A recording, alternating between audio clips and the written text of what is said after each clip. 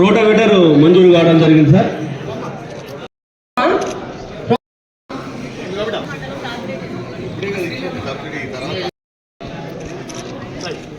మేడిపల్లి గ్రామం, మోటే సువర్ణ, నెమిలా గ్రామము, రాజాపేట కుమారం గ్రామం, రాజాపేట విలేజ్. రైతన్నలు పూర్తిగా విస్మరించి 2016 నుంచి 2023 వరకు కూడా ఏ రైతన్నకు సబ్సిడీ లేదు, ఏ రైతన్నకు వెన్నుదన్న లేదు. ఓట్లు వస్తేనే ఓట్ల కోసం రైతులను పట్టుకున్న పాపాన పోలే అప్పటి ముఖ్యమంత్రి.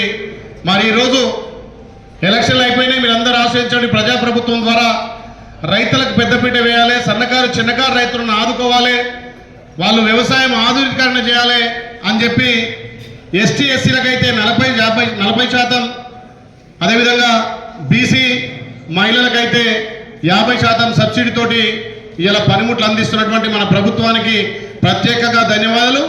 నిజంగా అగ్రికల్చర్ అధికారులు కూడా చొరవ తీసుకొని ఇలా తెలంగాణ రాష్ట్ర వ్యాప్తంగా 103 కోట్లు శాంక్షన్ చేస్తే మన యాదాద్రి భువనగిరి జిల్లాకు 1,27,00,000 సబ్సిడీగా హైయెస్ట్గా మనకు రావడం జరిగింది.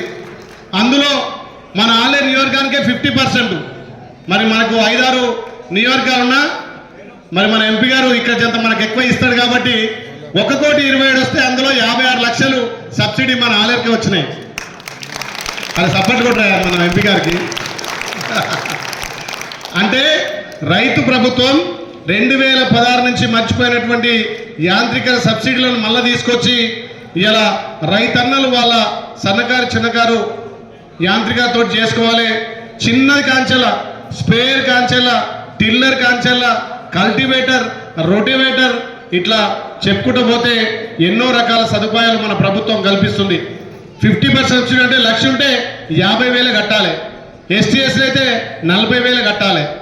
మరి ధనిక రాష్ట్రంలో ఏ ఒక్క రైతును పట్టించుకున్న పాపన పోలే. అందుకే రైతన్నలంతా కూడా ప్రజాప్రభుత్వం తెచ్చింది కాబట్టి రైతులకు పెద్దపీట వేయాలి. నిజంగా రైతు బాంధవుడు, రైతు కష్టాలు తెలిసిన వ్యక్తి మన రేవంత్ అన్న కాబట్టి రేవంత్ అన్న నేతృత్వంలో 2 లక్షల రుణమాఫీ ఏకకాలంలో వేసినాం. రైతులకు ఇన్పుట్ సబ్సిడీ ఇస్తున్నాం.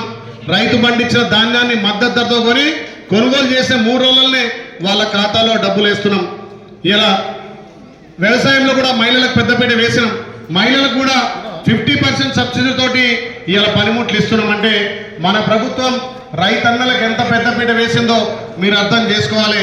ఈ ఆలయంలో అన్ని విధాల గౌరవ ముఖ్యమంత్రి సహకారం, మంత్రుల సహకారం, ముఖ్యంగా మన ఎంపీ గారు సహకారం తీసుకొని ఇంకా పెద్ద ఎత్తున అభివృద్ధి చేయడానికి నాకు ఒక అవకాశం వచ్చింది. కాబట్టి ఇదే కాదు, ఇంకా రైతన్నలు ఏది కోరినా వాళ్ళందరికీ జిల్లాలో ఆలేరుకు పెద్దపీట వేయడానికి మన అగ్రికల్చర్ ఆఫీసర్లు కూడా సిద్ధంగా ఉన్నారు. కాబట్టి ఈ పనిముట్లను మీరు వాడుకొని నూతన పద్ధతిలో వ్యవసాయం చేయాలి. ఇలా టెక్నాలజీ పెరిగింది, గతంలో కంటే ఇప్పుడు ఎక్కువ టెక్నాలజీ ఉంది. కాబట్టి నూతన పద్ధతిలో తక్కువ పెట్టుబడితోటి ఎక్కువ లాభం వచ్చే పంటలు వేసుకోవాలి. పంట మార్పిడి కూడా అవసరం.